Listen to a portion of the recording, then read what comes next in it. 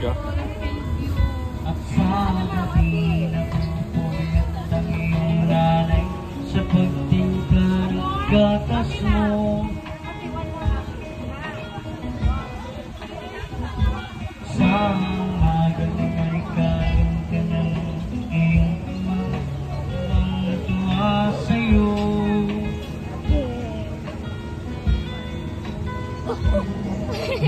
Ngayon malaki ka na, nais mo'y maging malaya, di man sila payag, walang magagawa.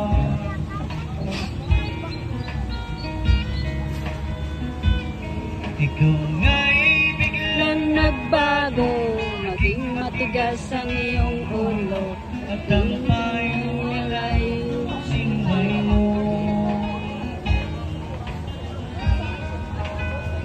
Di mo man lang ang kanilang ginagawa'y para sa'yo.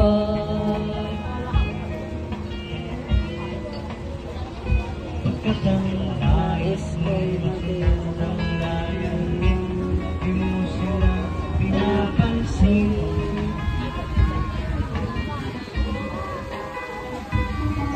Nagdaan pa ang mga araw at ang landas mo'y naligaw. Ikaw ay nalulod sa masamang bisyo.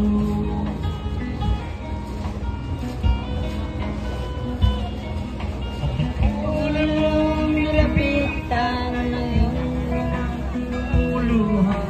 At ang tanong, anak, ba't ka nagkaganyan?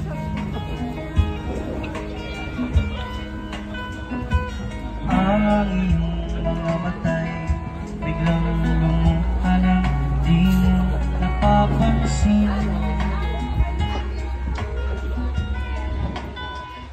Pagsisisi sa isip mo, nalaman naman kay nagkamali. Pagsisisi sa isip Mat-mat! nalaman naman ika'y nagkamali. Kyle? Okay, maraming salamat. Thank you so much, Kamsa.